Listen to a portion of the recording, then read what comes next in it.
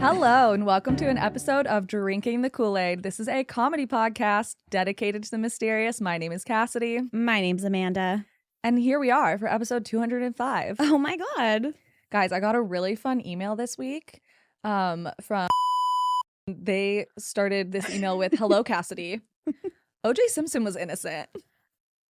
They did. There is some compelling evidence. We would love to send you some of these O.J. is innocent books, which I don't know how they found me so fast. I saw that email and I was like, oh, that's none of my business. And it's only addressed to me. Yeah. Oh, yeah. It's not to both of us. So it's not just like, oh, they're sending this out to like every true crime podcast. Like they sent this specifically to me. They're not like, hey, drinking the Kool-Aid. No, it was, "Hello, Cassidy." They were like, you, who specifically is saying things on the internet. I was like, oh my gosh, how did they find me so fast? For the record, I'm a little insulted because I also was talking shit. Yeah, they were just like, oh, this girl. They said, we know that. We know. Cassidy is the one to look out for. I am wearing a Free the West Memphis 3 t-shirt today. So You are. Show it off to our viewers on YouTube. Yes. So I'm wearing my Free the West Memphis 3 t-shirt today because just today, the Supreme Court in that state overturned a ruling against the West Memphis 3, and they are going to be retesting the DNA to try and figure out who actually committed those horrible crimes. Oh my gosh, finally. Yeah, so Damien Eccles actually did this appeal back in 2022, and it's just now got in front of the Supreme Court, and they were like, yeah, this shit is fucked. It is fucked. It is. Actually. If you guys don't know about this case, we did a very long episode covering the documentary Paradise Lost on our Patreon. It's on there on the $5 tier. So go check that out if you haven't yet, if you're already on our Patreon. If not, the gist of it is that was such a fucked up case and you should watch the documentary. It will make you cry probably, but yeah, it's 6.5 hours worth of documentary. So it's a lot. Tedious. Tedious is a way to put it, for sure. It definitely made me go a little insane when I was watching it. Oh, I lost my mind. I cried for like 3 days straight, basically, when I was watching it. So on Patreon, we covered it in a 2-hour episode, so a little more condensed. We condensed it down. I feel like we hit most of the major talking points, but, you know, woo. Yeah, it's a doozy. So. It's a doozy. Yeah. So go listen to that. Ooh, but yeah, wow, what a big week. For them. For them. Also big week for us. We finally are on YouTube, guys. Oh, and people are watching. I was like, oh, cool. People are watching. So if you don't know, now you know. Go to Drinking the Kool-Aid podcast and you can not only hear us, but you can watch us now. And if you're watching right now, because I'm looking directly into the camera, hey, you look good. You look so good. The only shitty thing is now I have to like brush my hair every single time we record. I usually would just wear sweats. Yes, I know. Bun, no bra, loose, free, funky free, funky fresh. Even. That definitely is the struggle, I think, now. Yeah. Is that we have to like be like, oh, like have to like put on makeup and clothes. Horrible. Yeah, horrible. 0 out of 10. Do not recommend. But we do it for you guys. Yeah, so. we do it for you guys. Oh my gosh, how fun was watching all of that drama with the Shane and Ryan Watcher thing this week. I wasn't sure if we were going to talk about it. Why not? It's been all over. You know what? We have comparable types of fans, not number of fans for sure, but you know, people who like us probably also like them, and we're also watching it all go down. I mean, listen, I have my hard seltzer cracked and I'm ready to talk some shit. I just think like, wow. So if you guys don't know, Shane and Ryan, formerly BuzzFeed Unsolved, who now have their own Watcher. It's like a YouTube. It's just a YouTube channel. They make ghost hunting content. They have a couple different shows that they do. They do Too Many Spirits. They do Puppet History. Which is like my favorite. I literally haven't watched any of their stuff since they became their own thing. Oh, really? Yeah, it just doesn't show up in my feed anymore. I don't know why. I'm sure it's still great. They're really funny guys. We have some friends in common and stuff, and so I know they're like good people and nice guys and stuff in real life too. But yeah, they tried to start their own streaming service where they were going to take all of their stuff off YouTube and put it behind a paywall. Without like asking their fans or their listeners, they just like Yeah. made the decision and then just told everybody. And they were like, okay, now you have to pay $6 a month or $60 a year to have access to our catalog. to anything. The stuff that you used to get for free and you just had to watch ads, right? Like kind of like these episodes. We have stuff that's on our Patreon that is bonus extra, and we have ad-free content on there, and then we have ads on our free show. And that is how it works, because there are people who can't afford to but want to support you, and that like you listening to this episode right now is supporting us. Yes. And we appreciate you. And they kind of just were basically saying, if you won't pay cash money for the content, fuck you, you don't get anything. Yeah. Which is crazy. That's crazy. For people who built their platform on BuzzFeed and then came to YouTube because BuzzFeed gave them the money, the time, and the fans to be able to transition to YouTube and, you know, cut out the middleman of BuzzFeed basically. But it was tone deaf. It was. And at one point, once again, I think that they're good guys and I love their content. Yeah. It just was so tone deaf and people were pissed. Well, the other guy, they have like a third member, the CEO or whatever. Stephen Lim, I think his name is. I don't really know too much about him, but he was also a BuzzFeed guy. He did that show Worth It, where they would be like, we're going to try a $2 hamburger, a $25 hamburger, and then the most expensive hamburger we can find. It's like, this is a $500 hamburger because it's made with Wagyu beef and they massage the cow every day. And you know what I mean? Okay. And then they would say like, oh, is it worth it? Yeah. To splurge and spend the whatever. Okay. And they would kind of like rank it or whatever. And sometimes they would Very be like, different from ghost hunting and Yes. unsolved mysteries. yes. Kind of a weird thing to add in there. Well, and that was the thing. They had just announced that they were going to bring back the Worth It series, and Steven was going to run it. And Too bad no one really cared. But it costs money, obviously, to have the most expensive thing and whatever. And so people were kind of like, 2 days ago, you said you're going to bring back Worth It, so you can go eat gold crusted donuts. You want us to pay $6 a month and not give us anything for free? That's kind of crazy pants. And they also had a Patreon that they were like, They already had a Patreon with like 15,000 people on it. so many people on it that they were like, they had bonus content, bonus videos. They were doing live streams on it so fans could interact with them, like really cool stuff. And then they just said, oh, and by the way, we're taking everything off of Patreon and it's only going to be for the podcast, which I didn't even know they had a podcast. It's just so crazy, man. It's wild. And then, so that happened on Friday, right? Friday, yeah. They dropped that like Friday afternoon, and the whole internet TikTok was Twitter, crazy this weekend. Instagram, YouTube. Guys, we're you know how much going- we love drama. We're salivating. And once again, we are not talking shit on them. We like these people are creators who are just made like a silly business decision. Yeah, it was just a mistake. And we just loved the drama. We like them a lot. I actually love their videos, Love their and their videos. content. They're like a huge inspiration for us. You know what I mean? Yeah. But it was just such a crazy thing to see. We were just sending TikToks back and quick forth. and how quick these people turned on them. I was like, and then I realized like we gotta keep our shit together. Tight here, tight. Amanda. Well, that's the thing. Whenever, I mean, obviously our platform is not quite as big as theirs, but when we do literally anything, we, I don't know, post a poll on Instagram and see what people are thinking or what they want, or we ask questions. Like that was one of the TikToks I saw.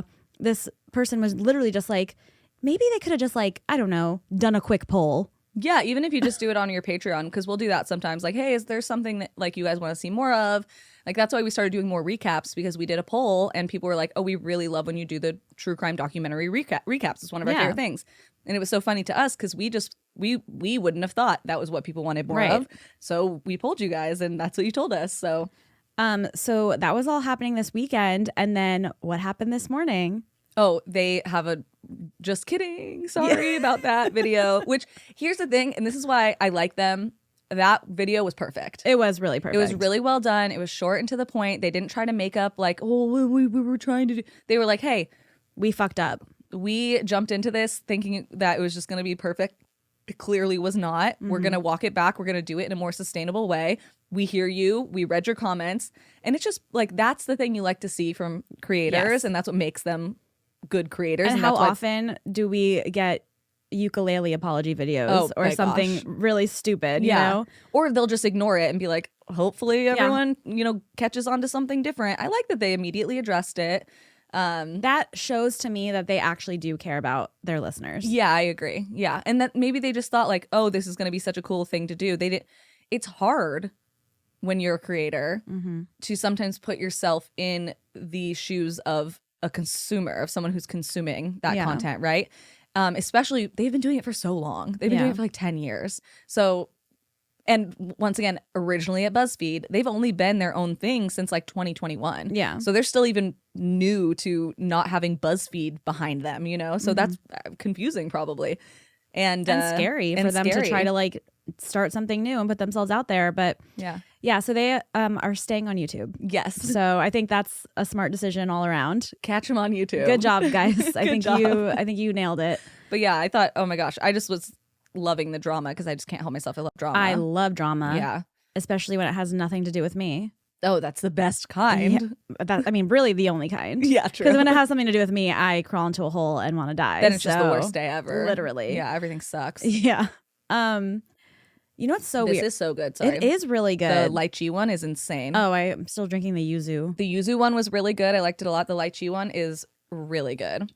We're drinking these like hard seltzers. They're called Nectar hard seltzers, and they on purpose are using like Asian flavors. So this one's lychee and then yuzu. What were the other ones?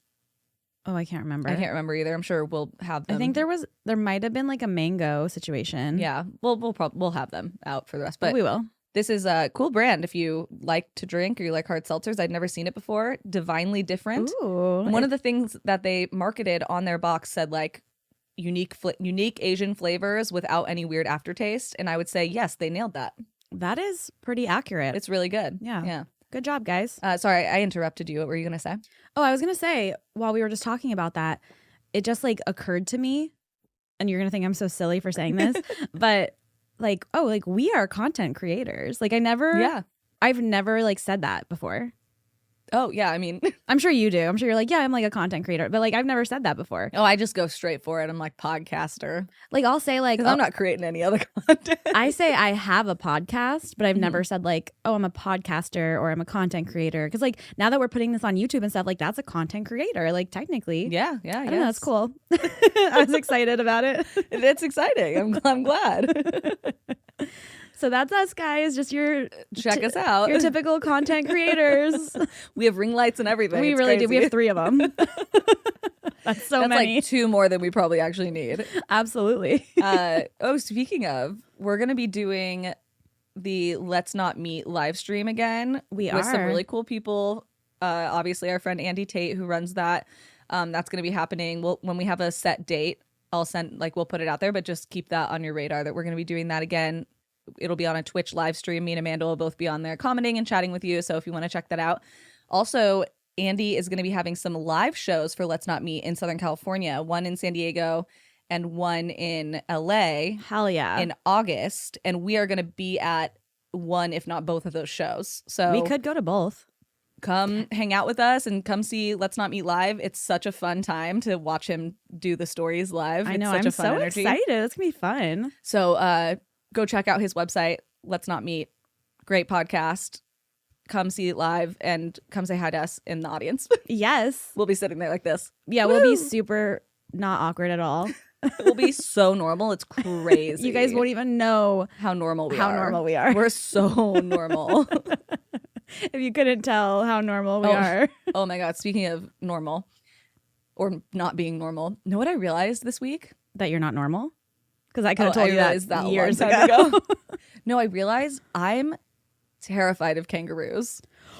Did you? Wait, hold on. Tell me you watched the the same TikTok as I did. Was it the one where he stole the dog? Yes. Yes. And then I proceeded to watch kangaroo videos after that. Me too. And there was the one of them like boxing in someone's yard. Yeah. Oh, yeah. Okay. I don't know if you guys know this, but kangaroos are so scary. They're huge. Ripped as hell. It's like if somebody had a Doberman that stood up on 2 legs and had a 8-pack. Yeah. And also knew how to fucking throw hands. And huge biceps. Huge biceps, claws. They look so crazy. You know how like they joke? They don't look like Kanga and Roo from They do not Winnie look the cute Pooh. or cuddly at all. They are not cute. They are very scary. They're kind of cute, but they're scary. Apparently kangaroo meat is really good. No. Kangaroos are like this is so classic Australia. Kangaroos are like how deer are here. Yeah. Like they're kind of pests. So it's a sustainable way to eat meat in Australia is to eat kangaroo. But of course, deer are just mildly annoying and kind of cute. They have the very scary, evil version of deer, which is a kangaroo that can hop and beat you up and it steals your dog and tries to drown it in a river. Which would make me not want to eat them more because they would just beat me up. Absolutely, they could. Yeah. That would be so scary. If you see me in a fight with a kangaroo, help me. Don't help the kangaroo. I'm going to need it. Cassidy is really confident about a lot of things. She's like, yeah, I could probably like beat up this person. Not a kangaroo. No, absolutely not. I could not beat up a kangaroo. And I think if you think you could beat up a kangaroo, you need some mental reevaluation. I couldn't beat up a fluffy not cotton. You specifically, in general. Actually, this guy did get into the fucking river and save his dog, though. He punched that kangaroo right in the face, man. Ooh. Yeah. Well, that's like the guy that punched the alligator in the face to save his dog. Ooh, punched an alligator in the face. In Florida. I had a dream the other night that an alligator attacked me. That's so weird. I've been having really weird dreams. That is weird. The moon was in Aries or something. I don't know. That's what Kate told me. I'm blaming that. You gotta always blame the signs, the planets, the moon. Listen, that's what we do. I've said it before and I'll say it again. Every single day, I'm just looking for a planet to blame my problems on that isn't Earth. When Earth is really the root of the issue. Really just being alive on Earth is the issue. It's really hard here. Yeah, it is. I'm having a hard time. I mean, there's kangaroos on Earth, guys. There's kangaroos and they are so ripped. They make Ryan Reynolds look flabby. Yeah, These like kangaroos. The kangaroos could literally be fucking Deadpool. I'm so worried. I'm so afraid. I don't know what is more scary, a kangaroo or like some kind of creature like that on Earth, or like a creature in the ocean. I think a creature in the ocean takes the cake. Well, so the problem with being in the ocean is like that's their domain. They've got the vibes. They can hold their breath. They can breathe underwater. Right. Various different techniques that we just don't have access to. I think that's what makes interacting with ocean animals scarier because like you're already out of your element. Yeah. Like you're thrown in the ocean at night and a creature attacks your leg is way more scary than you're thrown in a pen with a kangaroo. At night. Yeah. Or in the day. Or in the day. Well, you specified at night for the ocean one, so it only felt fair. Yeah. People are also really stupid. I do know. From what? Well, I'm thinking about the ocean now. Oh. And I watched this video this week and everyone like it was clearly an AI generated video of this like really big snake and this guy like swimming next to it being like, oh, and like that guy was real, but like the snake was clearly CGI AI generated. And the caption was, I don't remember if it was on Instagram or Twitter or TikTok or whatever. The caption was like the largest snake ever discovered in this Amazonian river and like all this stuff. It was like bad. It did not look real. Yeah. At all. Every single comment was like, this is why I don't go in the water. Oh my God, look at the size of that thing. This guy is so brave for swimming next to it. And I was like, you got on Beyonce's internet, watched this. Beyonce's internet? What? Yeah. What do you mean? What do you mean? Did she create the internet? That's just what people call it. I've never heard that before. Sorry. Oh, sorry, guys. I'll Get learn with the times. I will learn better. And you watched this fucking 1997 ass looking snake and thought that it was real. I would think it was real. These people vote, you guys. I'm worried. You see my name in the comments. I'm like, I'm like, what are you doing, man? You're like, I'm just deleting some stuff really quick. But I was like, okay, for a second, I guess if you're scrolling really fast, but if you took the time to like sit and watch that whole video and took enough to comment on it and you did not realize that snake was fake, I mean, you gotta get out of here. If you guys listened to our episode last week with AI and all the fake shit that's on the internet, like it's not really surprising that people would get. It is surprising to me. Really? That people would fall for that. It is so fake I feel looking. like it makes more sense that someone would fall for a fake like creature in the ocean than fall for a fake human on like an AI person. Not if they had like a video of them and they're like, hello, I am girlfriend. Like, yeah, but this is a video of a snake that is clearly not real. Well, now I want to see the video. I'm surprised you haven't seen it. I gotta find it. I'll try to find it and send it to you. But it was like, I was really disappointed in just us Humankind. as a species. I was like, at first I was like, You're like, you know what? I hope everybody gets into the ocean and gets killed by this giant snake. this giant fake snake. Yeah. I was like, this looks like a video game. Like, I have played video games with better graphics than this fake snake. But yet here we are. But there are big, scary creatures in the ocean. There are. But if you're going to take enough time to comment on a video, maybe take a second and just look at it a little harder. That's fair. You know what I mean? Maybe just all these people need glasses. I don't know. I mean, you just figured out that you needed glasses. I know. So I know. So I'll give you the benefit of the doubt. So Actually, this is a PSA to everybody. Go get your eyes checked. there are a lot of theories on why a lot of folklore and stuff started. And some theories are just that people needed glasses. That's fair. So they would see things and think they were other things or think they were like weird creatures. Yeah. But really they just had bad eyesight. I think that actually was some theories in like a lot of cryptid cases that I've read. No, yeah. That's a real thing. Like people are tossing this out there all the time. Not me. I have 20/20 vision.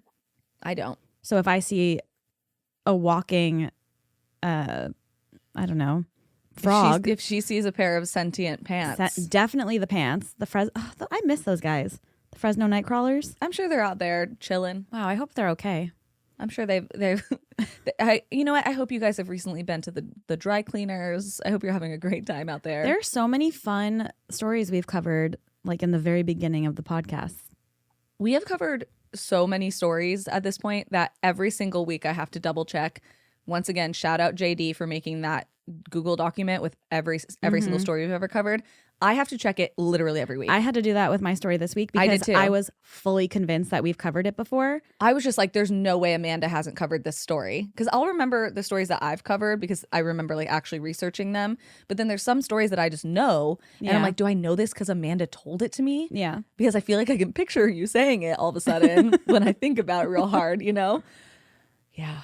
No, I've every single week I have to, specifically this one I was like, even while I was writing it, I was like, I swear to God, did we do this one? But we didn't. I checked as I was writing my story, like when I first found the topic and I was like, oh, I haven't covered this. That's crazy. And I was like, maybe Amanda has. And so I look, it's not on there. I finished writing the story and I double checked again because I was like, it has to be on there. I was like checking the Patreon content. I was on everything. I did that too. Yeah, I was convinced that we had to have covered it, but nope. That's so weird because that was what I was doing this week too. Yeah, That's crazy. Well, good to know we're both insane. Good. Well, we've known that for a while. Yeah, that's true. That's very true. You know what's so weird? What? Now that I don't know, I'm just like thinking a lot about that we're on video for some reason this week. And yeah, guys, I do not translate well to video. I'm realizing it is rough out here watching these clips that Amanda keeps sending me. I'm like, cool. I'm going to jump off of a building. I know you don't, she's like ignores them, doesn't want to post I don't want to look at them. Like, I don't want to see them. We have to do it. Well, I'm not going to post on TikTok if it's going to get banned. Why would it get banned? They literally just passed it in the House, in the Senate. Oh, no. Yeah. When does it get banned? But I can't post ones where I look really, really bad because the kids will bully me on TikTok. They are nicer on Instagram. They definitely are nicer on Instagram. It's that more, is for sure. More moms and like and like our actual grown listeners. people and real listeners. Yeah. Where, like on TikTok, it's gonna be like the meanest 13-year-old you've ever seen being like, "Where the fuck's this girl's chin at?" And then I will jump out of a building. I will set the building on fire and then jump out of it. It will be horrible for everyone involved. Think how many people there could be kittens in that building. We don't know. I won't know. I won't look.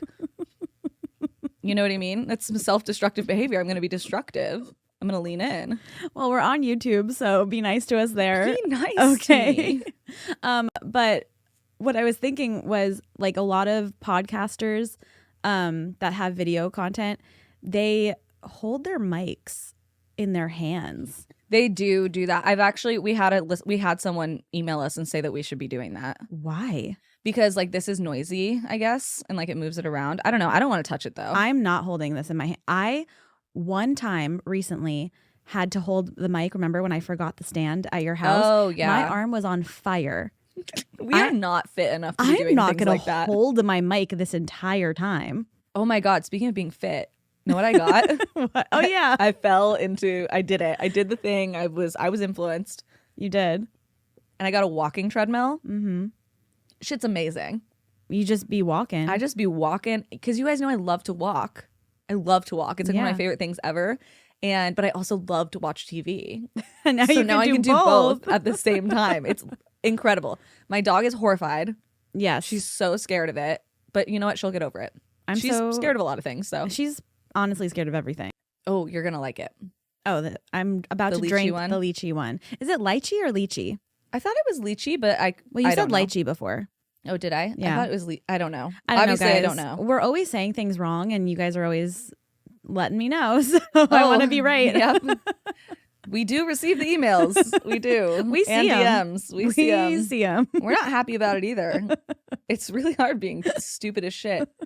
And the worst part is it's so embarrassing. I try really hard to say stuff right and like pronounce people's names right and pronounce places right, and I still do it wrong. And so it just makes I feel like so stupid. Yeah. I feel just so stupid all the time. I also try to say them correctly, but it just doesn't happen. It's just not.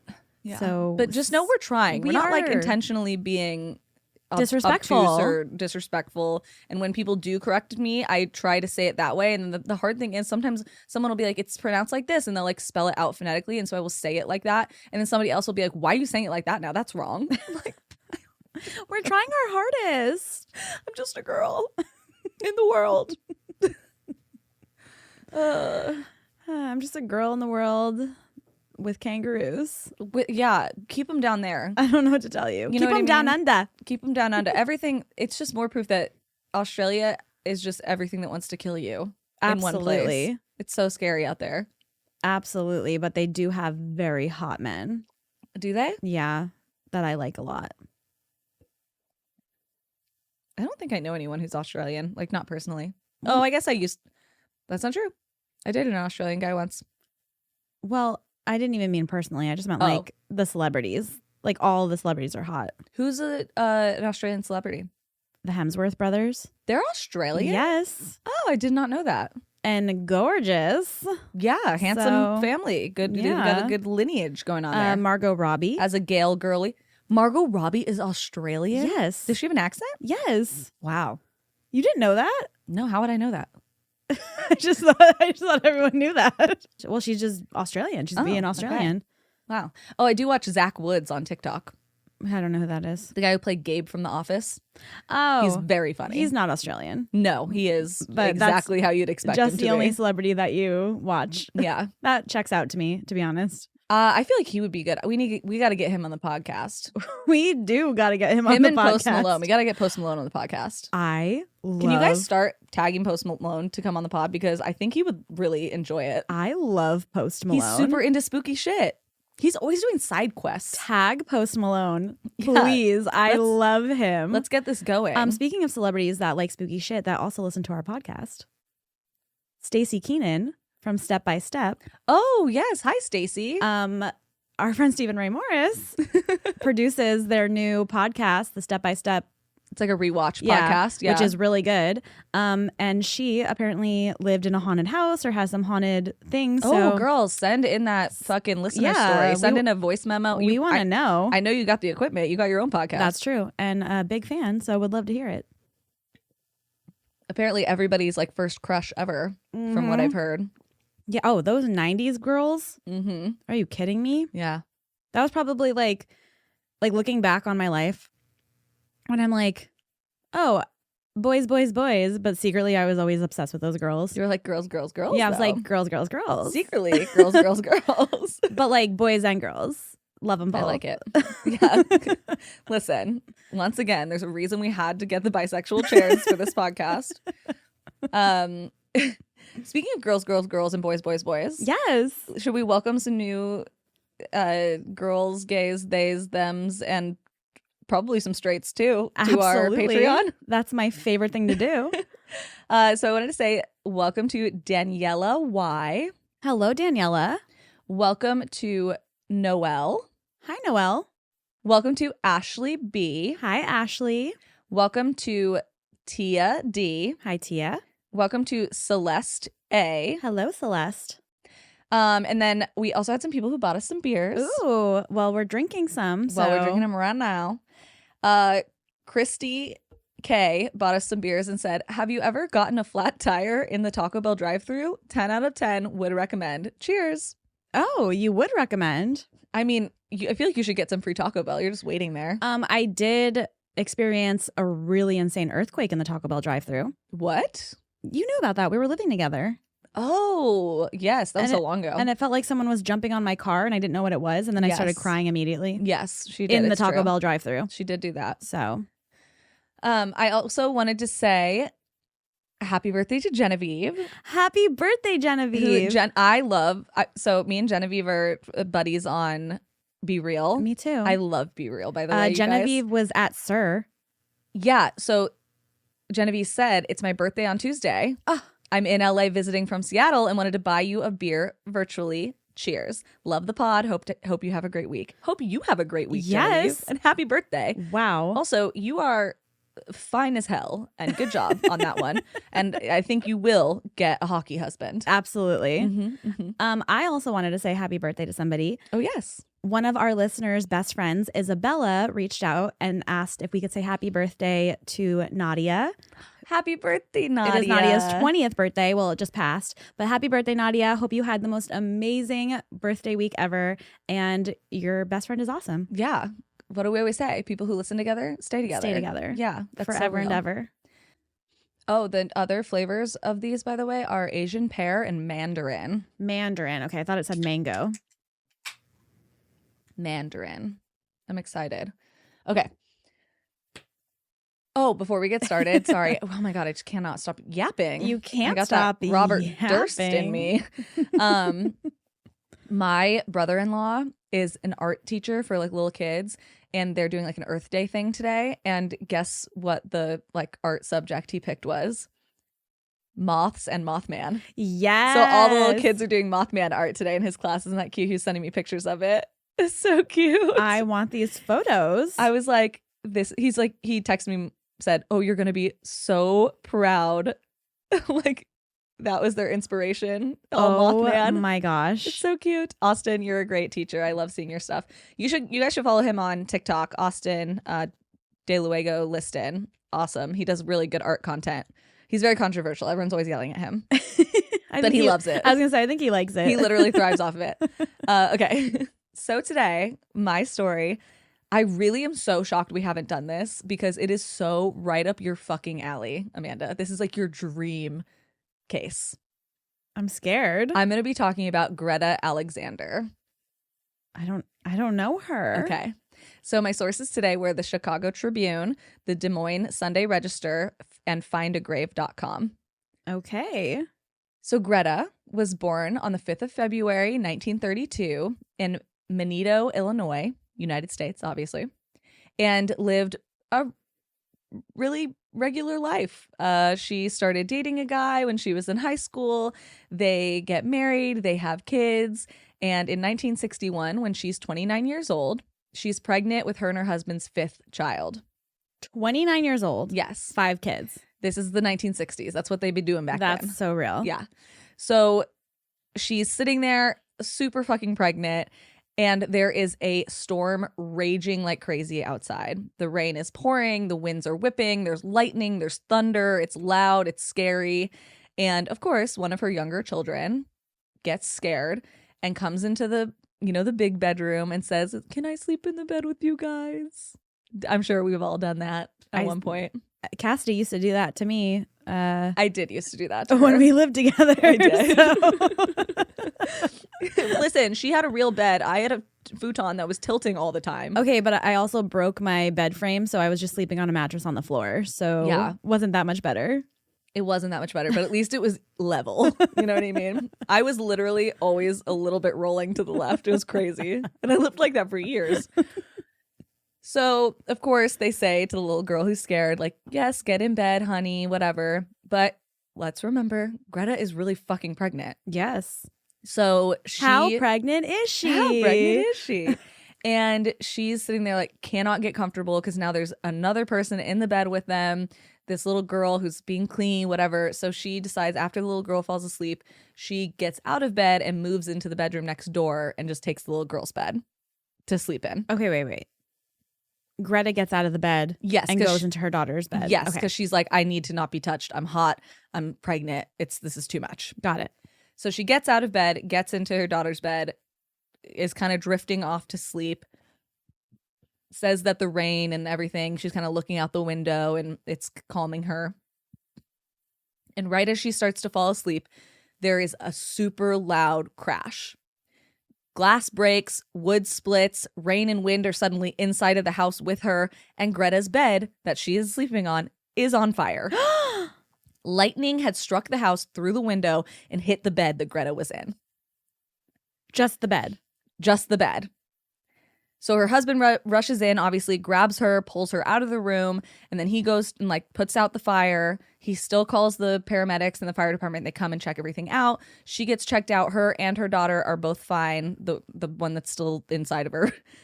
And she's uninjured and gives birth to a healthy baby a few weeks later. Okay. But something did change after the incident. If this baby is like supernatural. Not the baby. Okay.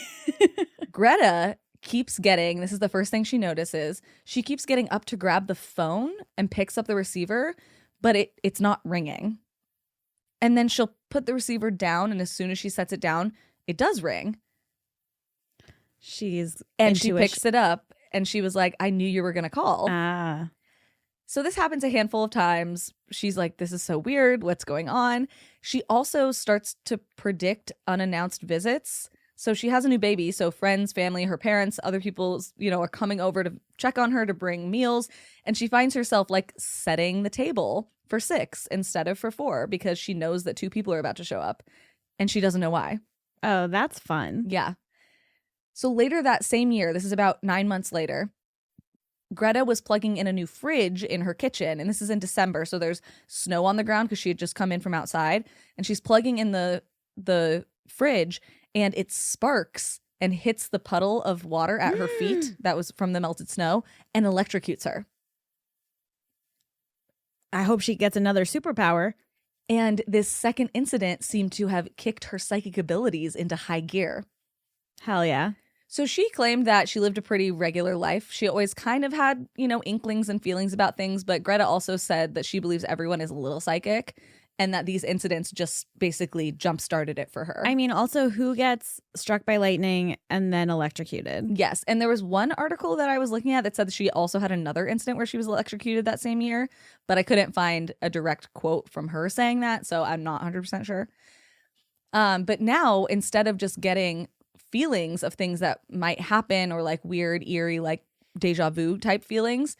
Now, when she would meet people, even strangers, she could see their past, their present, and their future through visions and palm reading. Damn. So it started out unprovoked. One of the stories that she told in interviews was when she was leaving a Peoria restaurant, which I'm from outside of Peoria, so it's kind of fun, local. She was leaving a Peoria restaurant and she saw a couple seated outside the restaurant chatting with each other. They were complete strangers, but as soon as Greta saw them, she had a flash to their future and saw them holding a beautiful baby girl. So she wasn't sure at first, like, if she should go up to these strangers and say anything. But she thought, you know what, they seemed really happy in the vision. So what could it hurt to go up and tell them, like, hey, you might be expecting or you're going to have a kid soon. So she goes up, she starts telling them the situation, and the woman starts crying because the couple was a married couple that had been trying to have a baby for 7 years with no luck. And later that year gave birth to a beautiful baby girl. Aww. So next, she's in line at the grocery store and she brushes up against the woman in front of her and she gets a vision of something very bad. She can see that the woman's home with her children inside is on fire, but the fire is in the basement. So nobody knows that the house is on fire yet. Greta once again taps the woman on her shoulder and explains the situation and says, listen, I had this vision. I know this sounds crazy, but I see that there's going to be a fire in your basement and it catches really fast and it's going to burn down your house. And the woman literally gasps and says, "Oh, thank God," because she knew that day her husband was down in the basement using gasoline-soaked rags to clean some like old equipment. And he had told her before she came to the store, "Hey, I'm just going to leave the rags down there tonight and I'll clean them all out tomorrow. It won't be a big deal if we have some gasoline-soaked rags in our basement tonight." Sounds like it would be a big deal. And she's like, "I had a bad feeling about it, that it was just not a good idea." And she literally left her groceries there and rushed home to make her husband get them out of the house. Oh my God. So she's like, "I don't know because I didn't follow up with them, but I hopefully saved them from having a fire in their home." Yeah. Is she like hitting these people and like That's So Ravening it? Kind of. Like, yeah. That's so Greta. Literally. It's just your house is going to be on fire. So a few months later, she's still having all these premonitions. She says basically every person that she runs into, whether she knows them or doesn't, she's seeing flashes of either their past, their present, or their future, things going on with them. And, people start coming to her for advice, like, is he cheating on me? Fuck yeah. Dude, that is like... Is my kid ever going to graduate high school was the one she would get a lot because, like, they were troubled kids or whatever. And she would help people. And a few months later, she is having surgery, just like a basic surgery. So Greta is. She's in the hospital and she's sharing a room with a man who they had brought in who was having some like mysterious pains. So they're running some tests on him and the doctors decide, you know what? He can go home. He's discharged. It doesn't seem like anything that serious. But Greta calls over the nurse and says, "Do not let that guy go home. There's something wrong with his heart. And like, it's bad. Do not let him leave." But the nurse is kind of like, "You're on painkillers. Yeah. We're in a hospital. We're the doctors. Literally, so we know what we're talking about. You just came out of surgery. You're just like some housewife. You're not a psychic bitch." And so they end up discharging this guy. The nurse goes through with the discharge papers, gets him out. Before he can even leave the hospital floor, he has a massive heart attack and is brought back into the room. Well, at least that happened while he was in the hospital still. He did die only 2 weeks later. Oh, no. Yeah. And she was like, "I told you guys." And apparently, allegedly, she told the nurse he's not out of the woods yet after he got brought back with the heart attack. And they were like, "Oh, shit." Yeah. Always listen to Greta. Yes. ALG, which is also my initials, Amanda Louise Goodness. There you go. Just thought about it. It's a sign. Boom. It's a sign. So clearly Greta has these abilities. Something's going on here. So she starts to kind of really channel them on purpose and work on them. And she gets into palm reading and other types of like psychic interactions. And she started watching the news and she would call into police stations to help with missing persons cases and unsolved murders. She becomes so well known to the police in the area that they started calling her if they would hit a wall in any investigations. You would think that like more investigations would. Like, I know like we hear about it, like, oh, like they contacted psychics, but you never really hear what the psychics said, I feel like. They just mention it briefly. Well, a lot of them are scammers. That's true. So that's the hard thing. But Greta did not seem like she was. Greta seems like the real deal. So she becomes so well known locally among law enforcement. She starts getting calls from other states, and she manages to find 5 missing women's bodies in Iowa in the span of a few months. Wow. 3 of which they thought might have been killed by the same serial killer. Yeah. And then in 1974, the Washington, D.C. police gets wind of Greta and calls her for help regarding the murder of Barbara Myersberg, who had been raped and killed viciously in their district. So they call Greta, they kind of explain the case to her, and she couldn't channel Barbara, which is what she would normally do, was channel like what happened to the victim, and she'd be able to be like, "I'm dead," or "I'm alive," or somebody shot me. She would be able to channel it. She couldn't really channel Barbara, but she was able to channel the future of the investigation. And she told them a taxi driver would be the one to give you the key to the case that will get you who did this. And when the suspect is arrested, he's going to get shot in the leg because he's going to resist.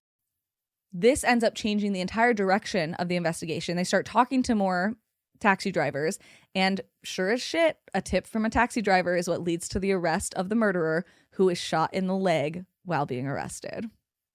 Greta. Yeah. You're really good at what you do.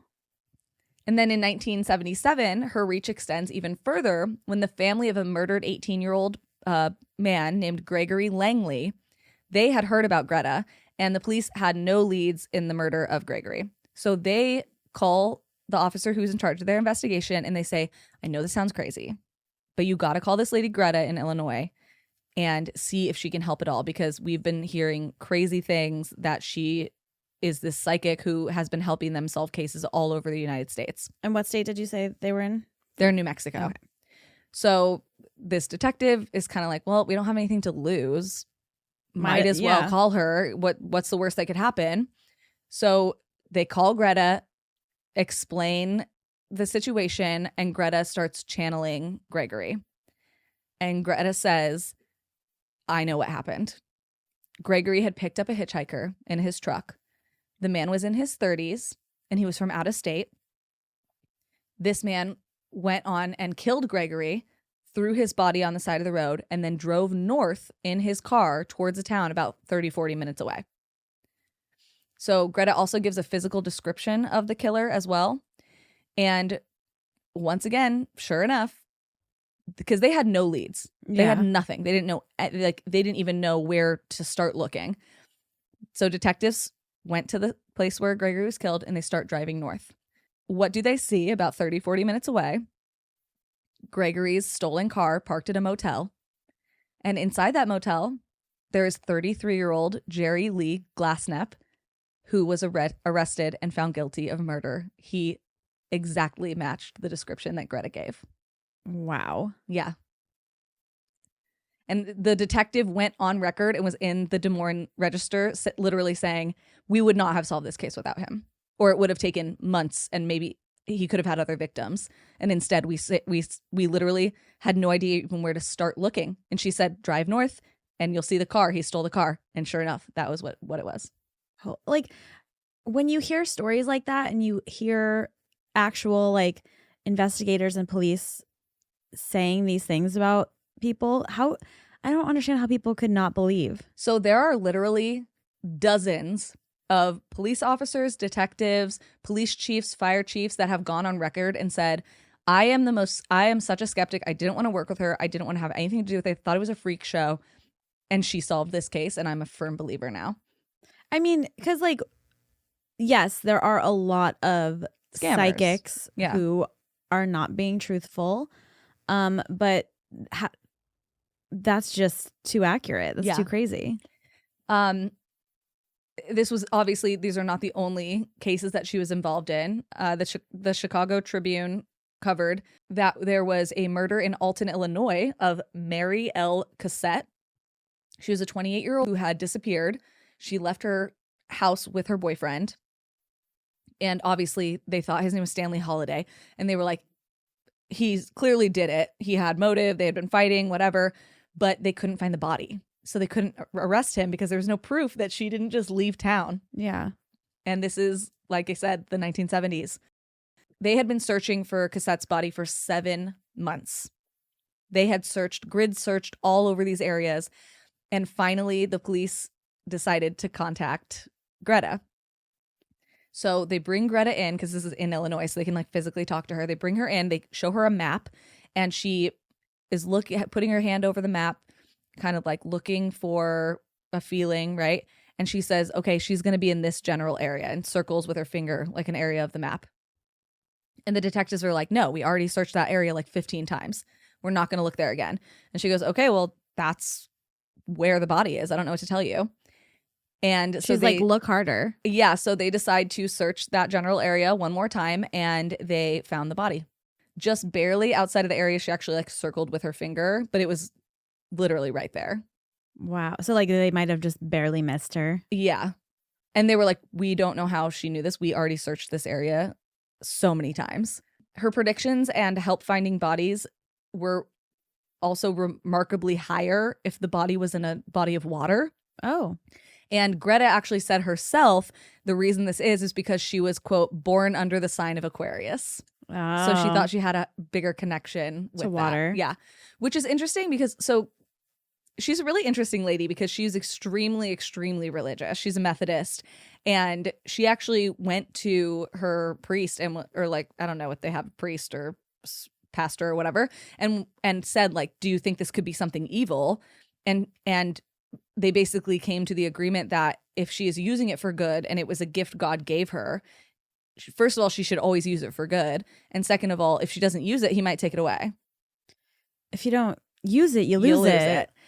And that is why she did all of this for free. Good for her. So she would accept donations, but any donations that she used, she put directly back into her service, basically. She also ran out of her own home a place for teens and adults who were struggling with homelessness to stay for free, or they would pay $3 a night if they could afford it to stay with her, and she would help rehabilitate their lives. And so that's what she spent most of the money on. Wow. Like, she's just an amazing woman. Yeah. Yeah.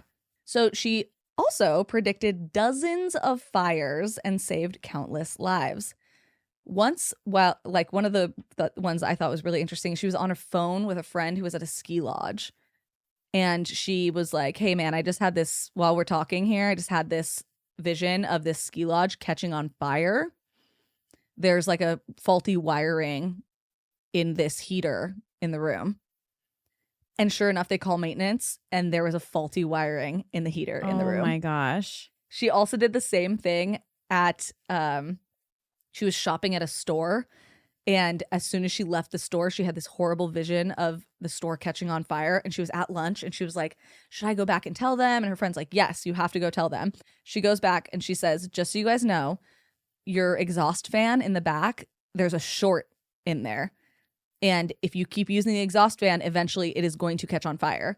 And sure enough, they go back and look at the exhaust fan and there's a short in there.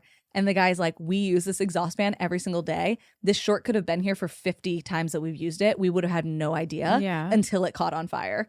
And then they brought a maintenance guy in to fix the issue. It's crazy because it's like, okay, someone comes up to you and says something like that, right? Like, yeah, I feel like most people, at least today, would not believe. They'd be like, okay, you crazy lady.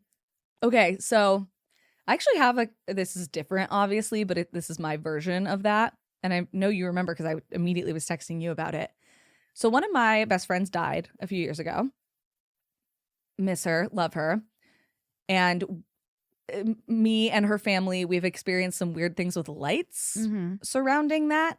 And one day I was sitting in my living room and my light, just one bulb, kept flicking on and off.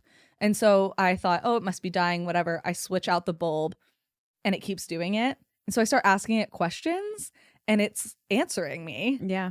And one of the things I said, kind of joking, I was like, I'm about to go walk and get Chipotle. Should I stay in the house or should I leave? And every time I asked it, like, why should I not leave the house? It was telling me like not to leave the house. And so I was like, fuck it, I'm not leaving the house. And I ordered delivery. But I'm like, what? Better safe than sorry. Even if it was just like a weird thing with the light, because it never happened again. It was just that one weird day. I don't know. But I listened because how stupid would I feel if I would have left and got run over by a car or something? I mean, me, like Amanda, as a human being, would definitely believe somebody because I'm really superstitious and I like just am inclined to. But like my husband wouldn't. No. You know? So you just never know. Like that's so like it'd be scary to like hear that and then be like, yeah, okay, you fucking crazy bitch, and then something happens. Here's the thing, if somebody says something like that to me and it's as simple as maybe we get an electrician to just come look at everything. Come see. Better safe than sorry. And then if they come and they're like, nope, everything looks great, you can say, oh, that person was just crazy. But what does it hurt? Yeah. It's never bad. It's like if you think something's wrong, maybe go to the doctor, because worst case scenario, they just tell you, hey, you're fine. And then you have peace of mind, Obviously, if you have insurance, then you're not like me. But trust your gut, right? Yeah, exactly. So Greta actually set up a call line that she was on basically every single day from 7 a.m. to 11 p.m. She had a secretary who would take notes and keep people's info so she could track down if her predictions or her visions were correct. And through this, they found that she had about a 90% accuracy rate. Wow. Which is pretty incredible. Yeah. Like that's not just, oh, she's a good guesser. You know what I mean? How did she make money if she was doing this from 7 a.m. to 11? So people would donate to her. And she would sell like private palm reading classes for like sessions for like $40 an hour. But she was never wealthy. She literally barely lived off of this money. Her husband, Rob, quit his job as an insurance agent and actually started helping her because they were helping so many people. Wow. And they basically lived off of the charity of others. Meanwhile, she's putting that money back into, like I said, having strangers stay with her in her house to help them. She was just like a great lady. Wow. Yeah. She was evaluated by many experts many times. It was believed that she not only could diagnose people who were sick, but she could also help in the healing of them. One time, by a doctor, she was brought into a lab because he was like, this is bullshit. Like, there's no way. He ended up writing a book about her because he was so impressed by her. And he even said, like, after his book came out, he said, I do not believe in psychics, but I would recommend her to anyone who is asking, which I feel like that's pretty good. That is pretty good, yeah. So once in one of his studies, she was given just the handprint, not even the hand, just the print to look at, and said, could you look at this man's handprint and explain his situation? And she accurately diagnosed him with 3 major medical issues. That's probably better than a lot of doctors can do. Yes. Yeah, that was kind of the point of a lot of these articles. Like, these were medical mysteries that nobody could explain, and she was just diagnosing people by looking at their palms. This woman should have been in the fucking Hall of Fame. I just know I knew you'd love this one because you and your husband always fight about this. Always. Okay. She also allegedly could heal people, like I was saying. And one of those people who claimed that she healed them was none other than the Debbie Reynolds. You know how I feel about Debbie Reynolds. You're going to lose your shit at this part. Oh my God. So Debbie Reynolds obviously was in a ton of stage productions, super fucking famous. She was on the touring Broadway shows all the time. And she pinched a nerve in her back that nobody could help. Like, she was going to all these doctors and she was just in so much pain dancing. And then one day she's talking to Greta, who is there at one of her shows. And Greta takes her shoe off and pushes a certain part of her foot and cures her pinched nerve. Listen, if Debbie Reynolds says it's real, just wait. It gets crazier. Oh boy. So she had also done different predictions for Debbie Reynolds. Debbie Reynolds loved her, would invite her to shows all the time. Like, that was her girl, right? And one of the times that she came to a show of one of her touring productions, Debbie Reynolds touring productions, Greta got to meet the 14-year-old daughter of Debbie Reynolds, who, as we all know, Carrie Fisher. is Carrie Fisher. And so Debbie says, oh, will you read my daughter's palm? And this is in front of the entire cast of the show that she was working on. So Greta goes over, she looks at Carrie Fisher's palm, and she's looking at everything, and she goes, ooh, you're going to be even more famous than your mother. And, you know, of course, Carrie's like, oh, I hope so. That'd be so fun. And Greta goes, but I don't exactly know what for. This is going to sound so stupid. And everybody's like, oh, what is it? What is it? And she goes, I see spaceships. Stop. The stars. No. And you wearing a crown. Ew, why am I crying? Carrie Fisher was cast as Princess Leia in the Star Wars movies just a few years later. Holy fuck. Yeah. Making her not only one of the most famous actresses of our times, but put her in spaceships, in the stars, and wearing a crown. Yes. Isn't that crazy? That's crazy. Yeah. Did she also tell Debbie Reynolds that she was going to go to Halloween Town or what? Imagine she was like, I see you with a huge pumpkin. It's like comically large. Literally my favorite movie. That's crazy. Yeah. So like I said, Greta rarely charged for her services. She did sometimes charge for private palm reading services because usually it was like richer people who could actually come and visit her and whatever. But even that was only $40. Yeah. And she said all the time, I don't make shit. I don't make money. She said specifically, especially on like the criminal cases, she made absolutely nothing. And she said it was annoying because those took the most time and effort. Yeah. Because she would literally sometimes live the experience of the victim. Like she said one time she got called and they asked her about a name and she immediately could feel herself being shot in the head with a gun and said, whoever just shot me is someone that I know. They end up finding the body and she was shot in the head, and she was shot in the head by her uncle. Like, what the fuck? There's literally no way she could know that. And she even said the last thing I saw was like a wood panel, and the body was found in a thing where she was facing a wood panel. Like, how the fuck would she know that? That's crazy. That's crazy. And like I said, they even admitted, and she even admitted, yeah, it's not always 100% accurate because things are always changing all the time. Yeah. But 90% accuracy, even in like a lab testing, because she went through tons of lab testing and she basically aced all of it except for this one test where she was supposed to figure out which light got turned on. Like there was like a red light and a green light, and she was supposed to guess which one was being turned on in a separate room. And she said it's because there was like no emotional connection to it. So she's like, I can't do that. That's fair. And I still think she got like a 60% success rate on that even. Listen, I trust her. Yeah. I would probably trust her with my whole entire life. Right? Yeah. And she was there taking care of the community too, like setting up places for people to live and spending all that money and literally charging people $3 a night if they needed like interim. And then she even said, and that $3, if you can't afford it, you don't have to pay it. That was her big thing. She was like, if you can afford to donate $3 a night, you can. But if not. I mean, here's the thing. She didn't have a way to make money. So it's like, how, like, she has to survive somehow. She has to pay her bills somehow. Yeah, and she had volunteers, so she did have like a paid assistant that she would pay to like keep track of everyone that she helped or chatted with, so they could follow up and see if it was correct or if it actually was helpful.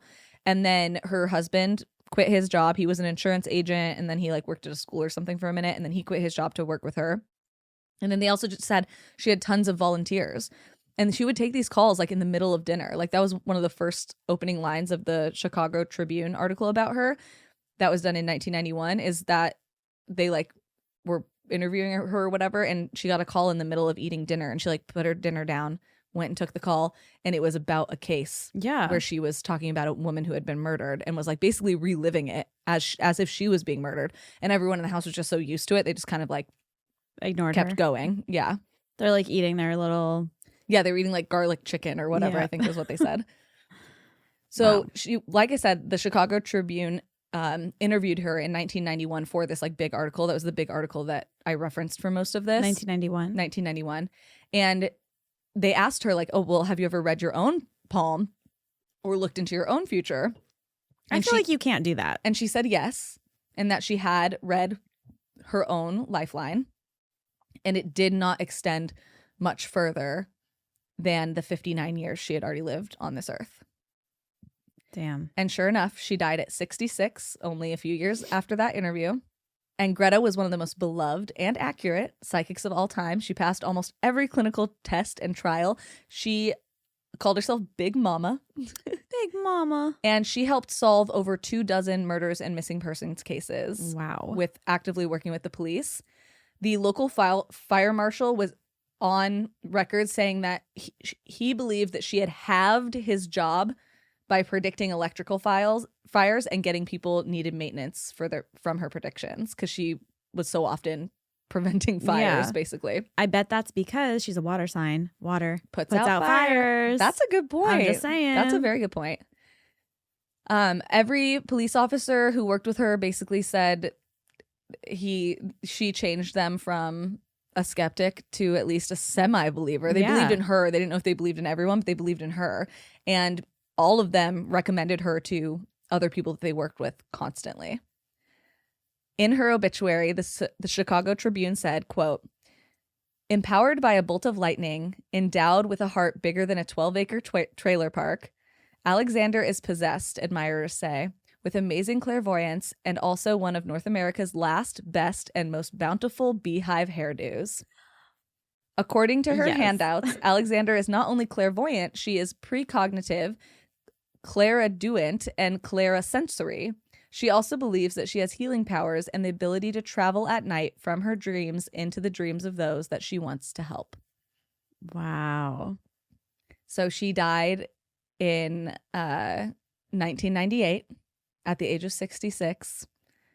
And wherever she is, I hope she's getting a fucking foot rub. I'll tell you that much.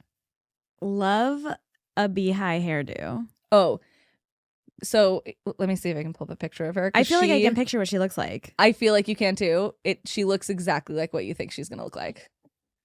Absolutely. Yeah.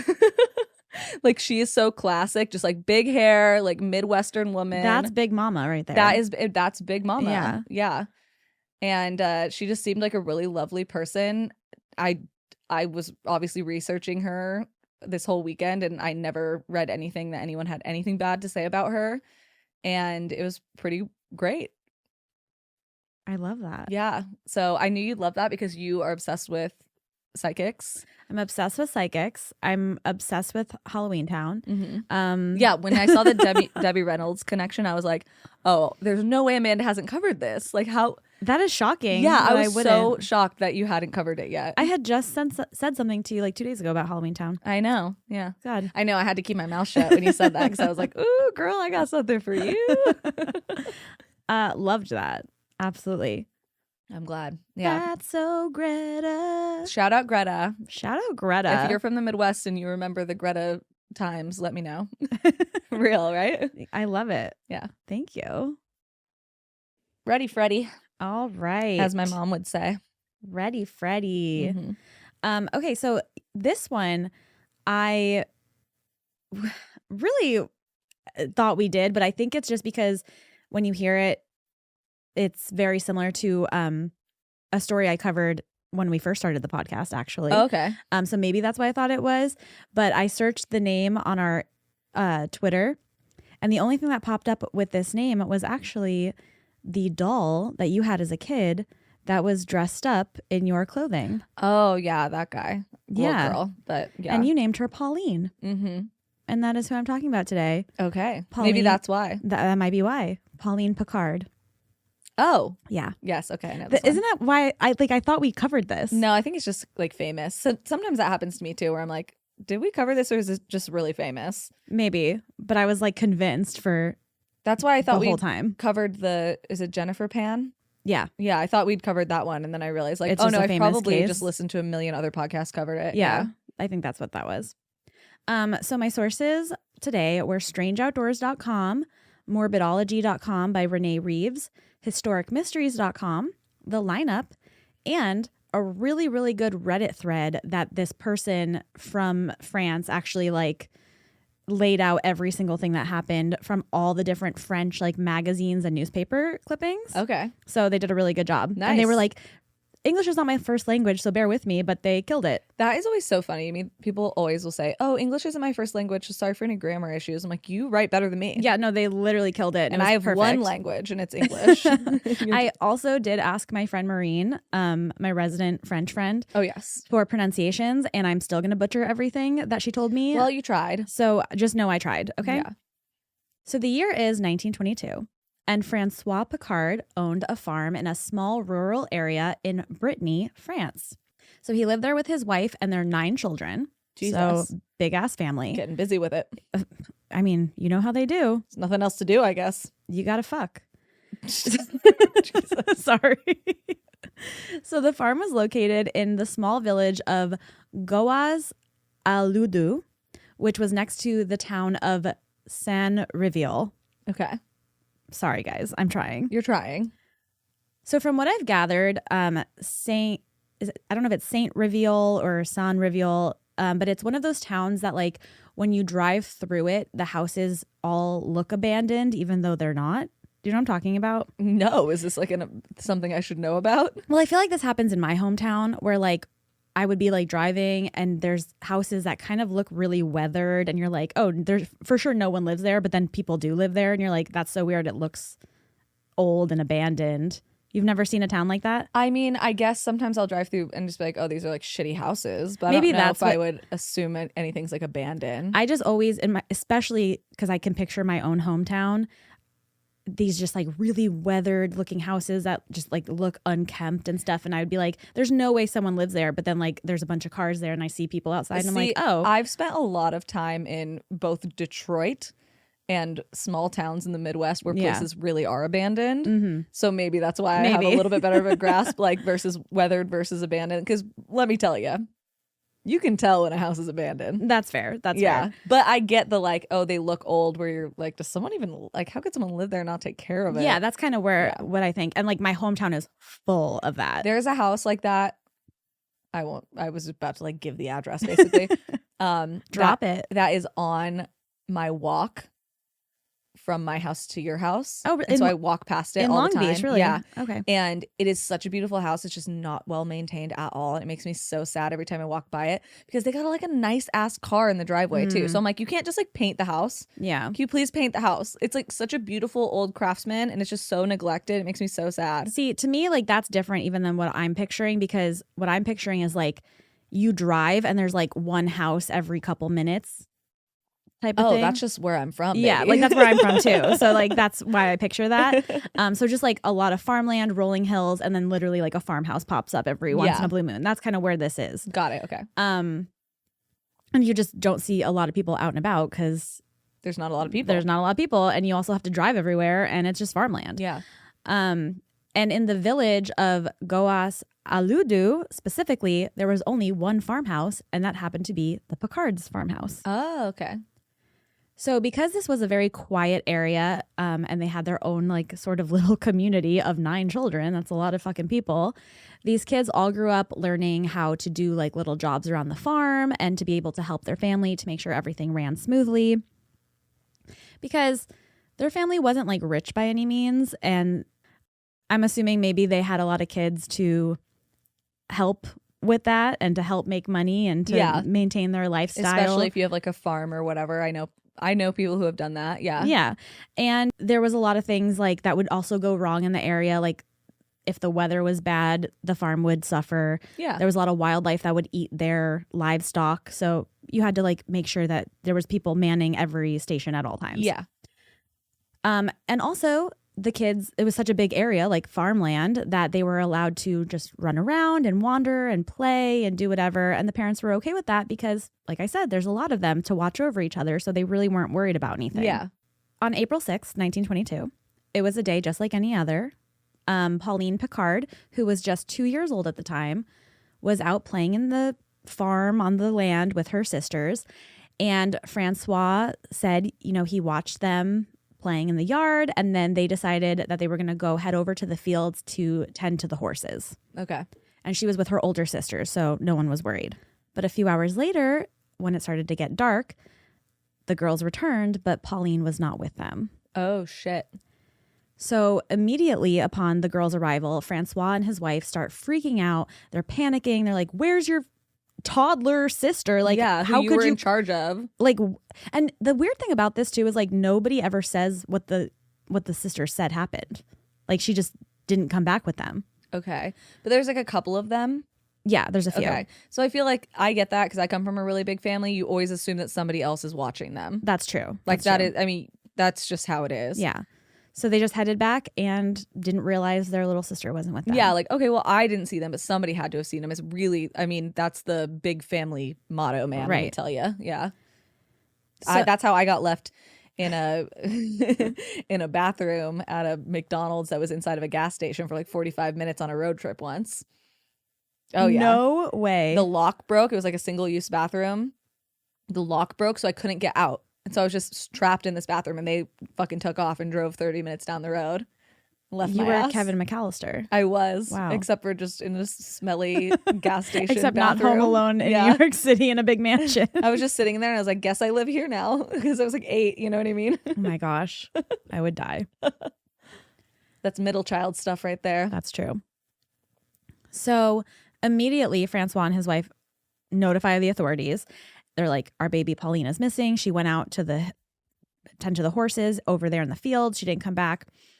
But of course, a freaking storm started to roll in. Why does that happen every time? Single time? That's so crazy. Like, why?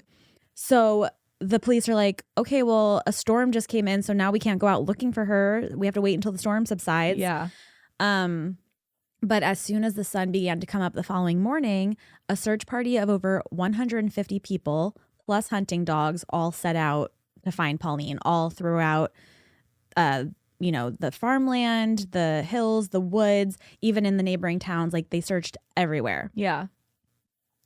But they couldn't find a single trace of Pauline. Damn. So the search went on for days. But days and days are going by. They're not finding literally any trace of her, like no footprints, no anything. They're like, I don't know what else to do. Like, Well, and, like, it's a toddler. Anything, like, an animal could have come and dragged her off. Like, they're little. She's 2, right? she's 2. Yeah, so she could have gotten dragged off by even an animal that isn't even that big, like a fox or something, or like a coyote, you know what I mean? Well, I don't know if they have coyotes in France. in this specific area, do you want to know what they had? Wolves. Wild boar.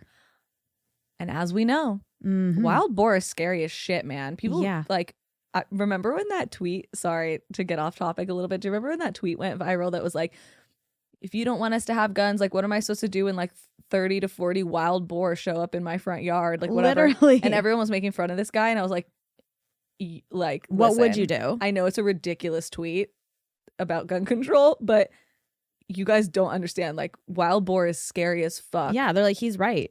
Like, I grew up with javelinas. Oh my gosh, they are so scary. I've never heard of that. They're like these wild pigs that have tusks, and they're covered in hair, and they stink like shit, and they're Oh. like all over Arizona. Don't love that. Yeah, javelina. So that's kind of sounds like what a boar looks like, honestly. Yeah. So they had wild boar specifically in this area, which terrifying. So obviously the night she had gone missing, there was a storm. So a lot of people were saying, oh, what if she succumbed to the bad weather? She got stuck in the storm. She ended up like freezing to death or whatever. And then on top of that, with the wild boar in the area, Gets dragged off. Or she whatever. gets dragged off. Yeah. She gets eaten. And that's why nobody found any trace of her, right? Yeah. Okay, that makes sense. Then as the week started to go by, obviously the town gossip was running rampant a little bit. Yeah. People love to talk shit. Us included. You heard us at the beginning of the episode. No, absolutely. We love to gossip. I wasn't like condemning them for doing it. So they were starting to throw around the idea that she might have been kidnapped. People were speculating. They were saying, oh, yeah, we saw this chimney sweep come by the area right around the time that she disappeared. He must have done it. Like this random guy just throwing around names for no everyone reason. wants to be involved, like especially in a small town. Like everyone wants to be involved, so they want to be the person who saw the chimney sweep, and that's who did it. Or they want to be the person who heard a scream and maybe that was her. You know what I mean? Exactly. You want to be involved because you're bored. Of course. I am.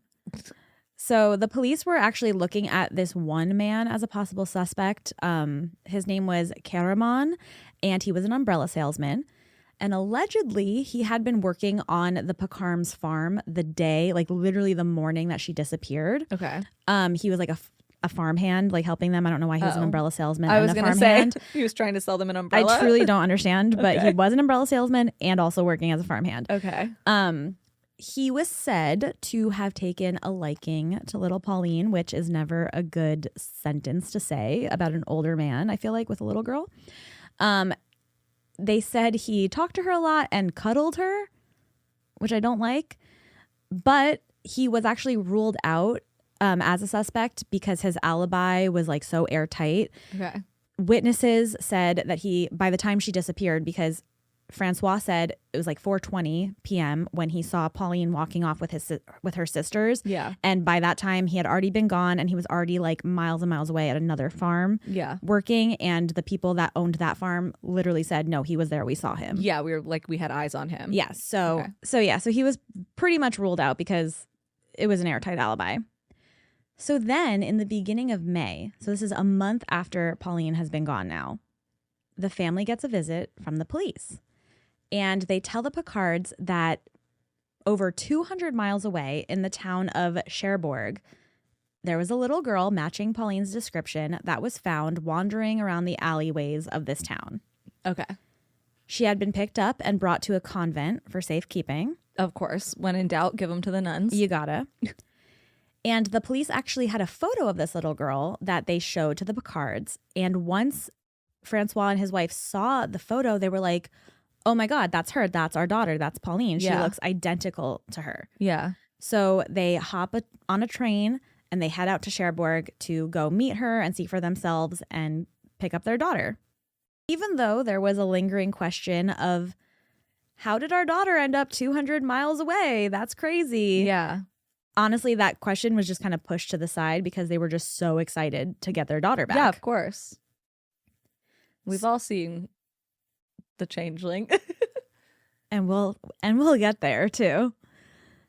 So when they get to the town, the little girl is brought out to see the Picards, and immediately Francois and his wife run up and they hug her and they're so excited to see her.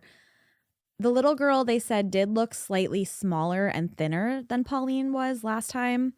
But they were like, no, this is our daughter. Like, we know our daughter. Yeah, and also, you know, she's been missing, For so a maybe month. she wasn't eating right. Right. A month, you can lose a lot of weight as a toddler. That's a long time. yeah.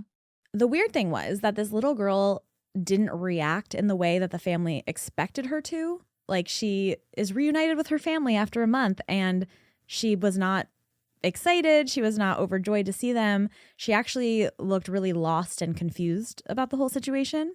She also didn't seem to understand anything that they were saying. So they were like, it almost looked like she didn't even speak the language. Oh, okay. But the little girl did not speak. She didn't say a word.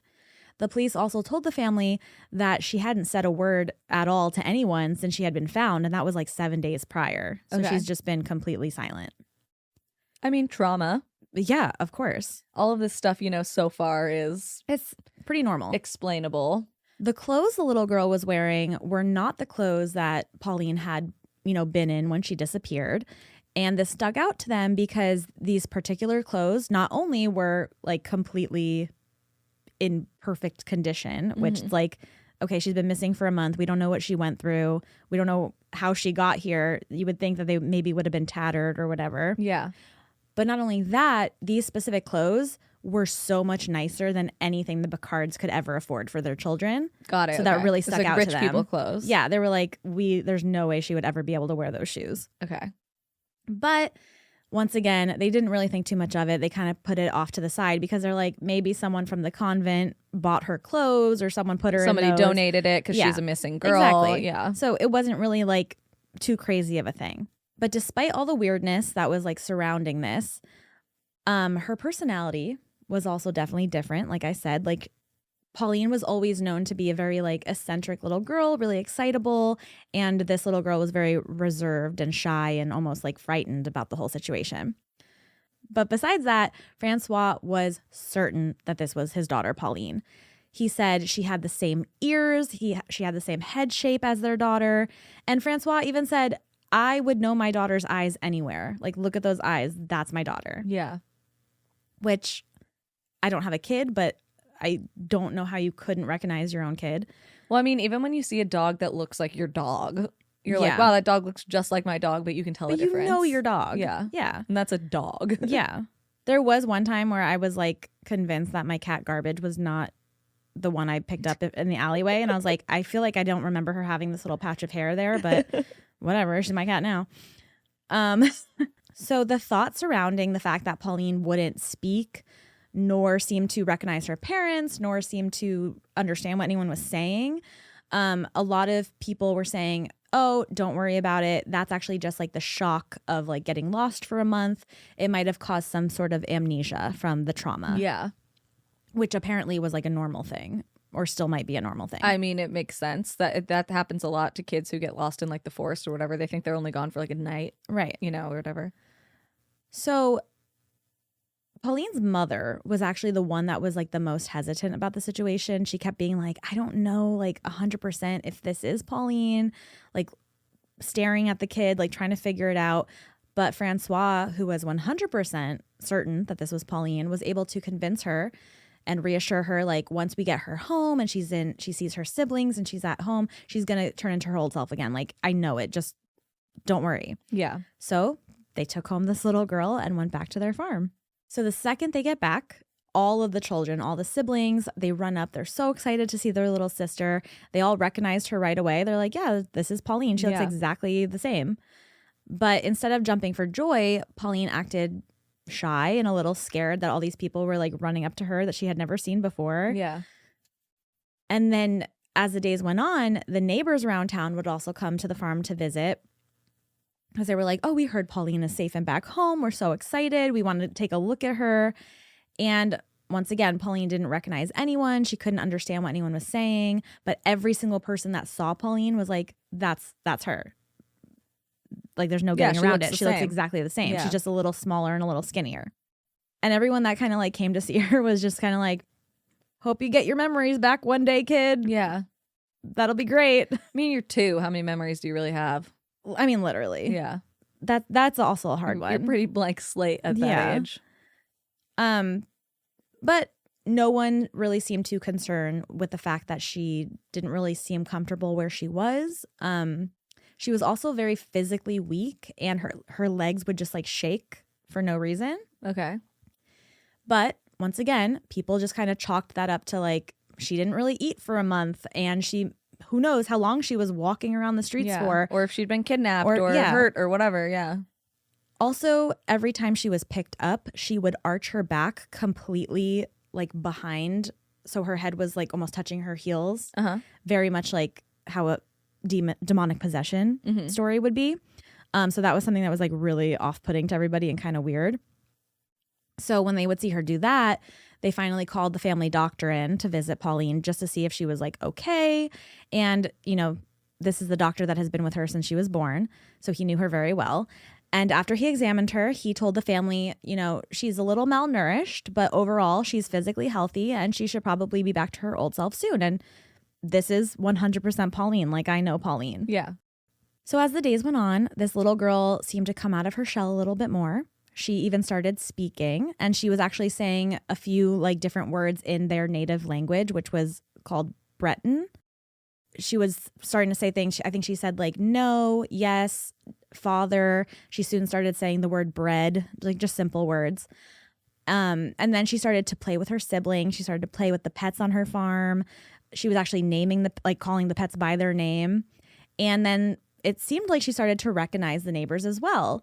So her parents were like, oh my gosh, this is so great. She's remembering everything. This is what we were waiting for. Yeah, her memories are coming back. This is fantastic. She's going to be totally fine. One day, a neighbor comes over. His name is Yves Martin. And he had known Pauline forever since she was born. And he came over to see her. And he asked the family, is it true? Is it really Pauline? Like, do you know that for sure that's Pauline? Yeah. And Pauline's mother's like, yeah, like it's Pauline. Like, what are you talking about? So she calls her into the room to come say hi to this neighbor. And once he sees Pauline's face, he began to laugh maniacally before screaming, God is just.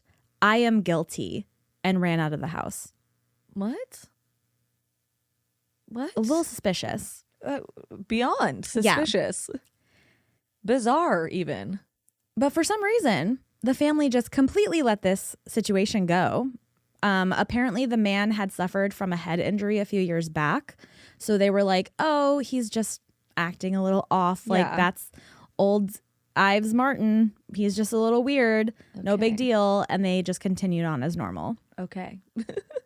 But then 2 weeks later, on May 26th, a cyclist came across the mutilated body of a little girl about a mile from the Picard family farm. The body was missing its head, and I also think it was missing like a hand and maybe a foot as well.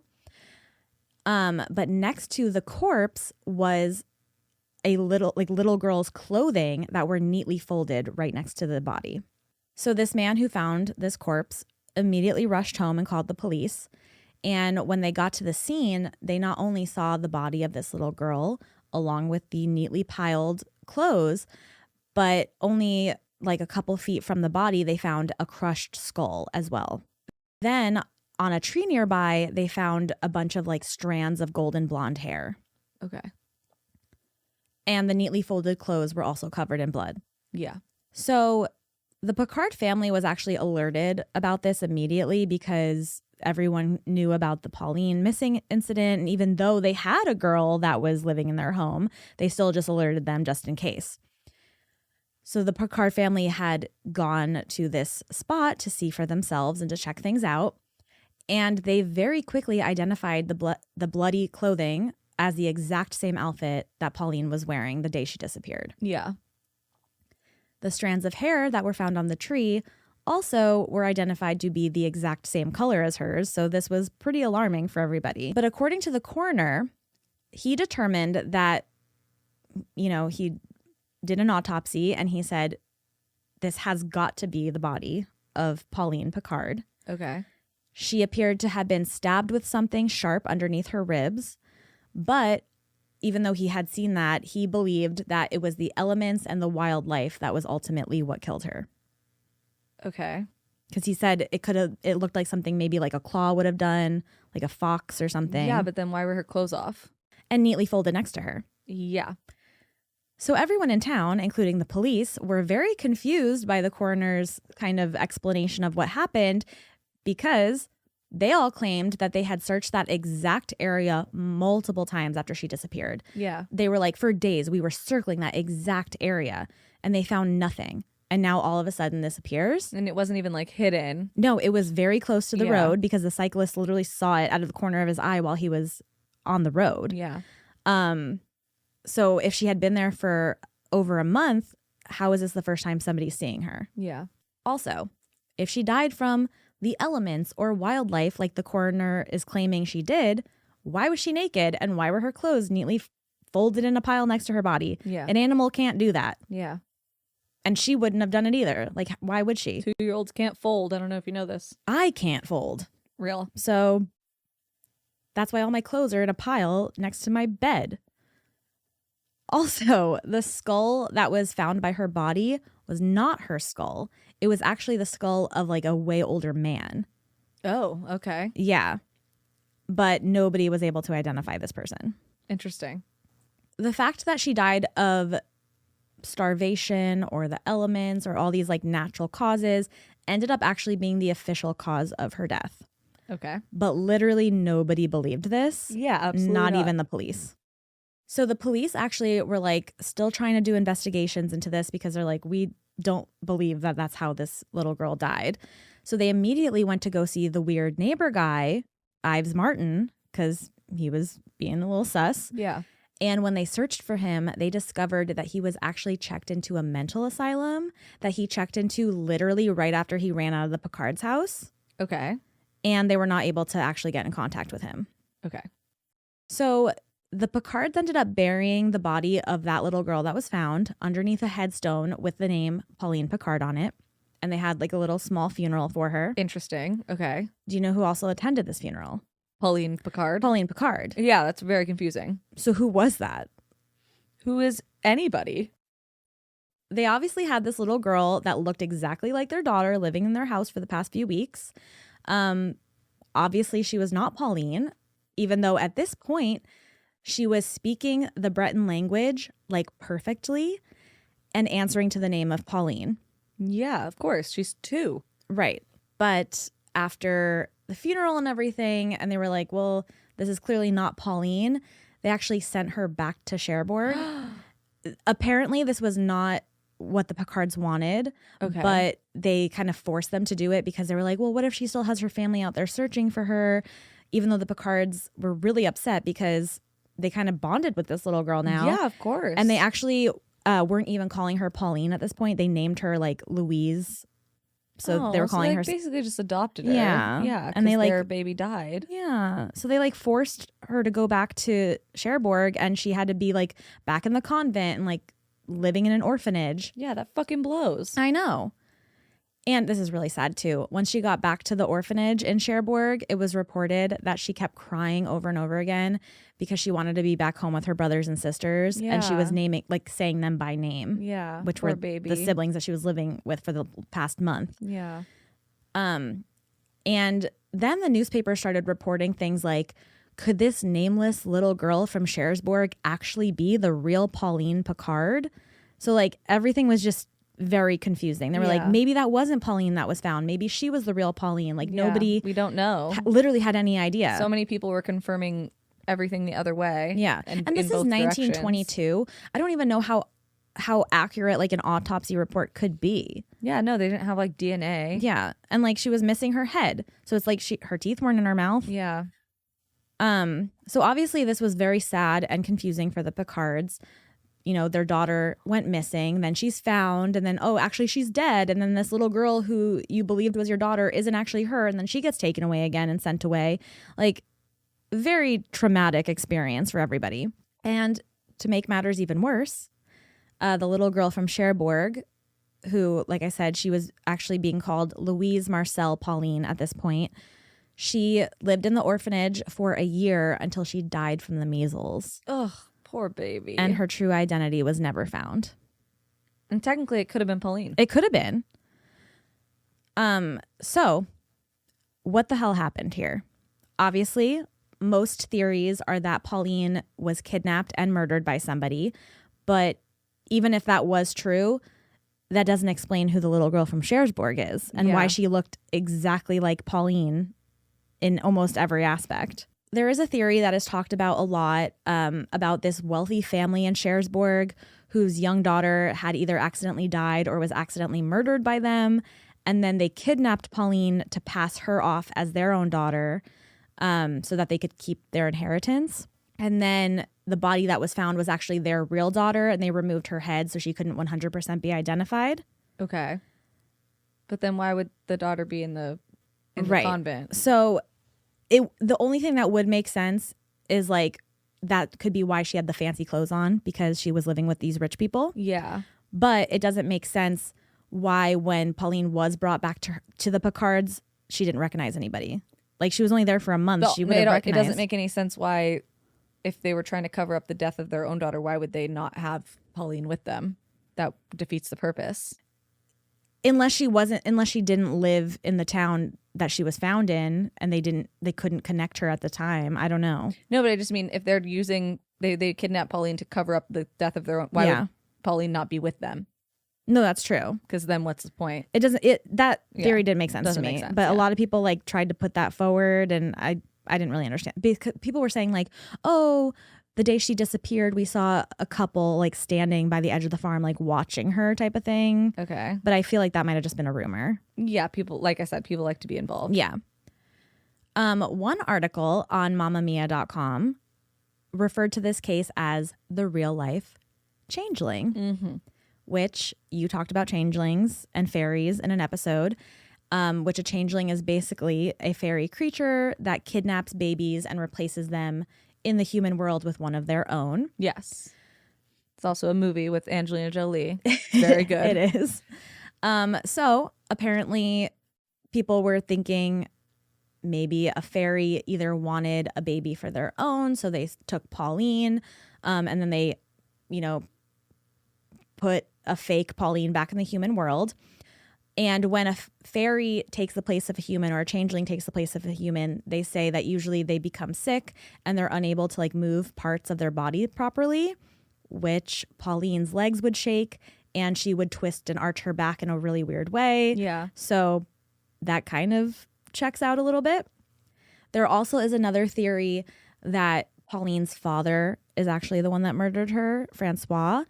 And that's why he said, I saw her leave with the girls, because he was the only one that said he saw her leave with the girls. And then when he saw the girl from Sherborg, was 100% convinced that it was Pauline, and then convinced everybody in the family that it was Pauline, and including his wife, who didn't really believe it was her. Okay. But he was so dead set on it. Yeah. You know what I mean? Yeah. So that's also a theory.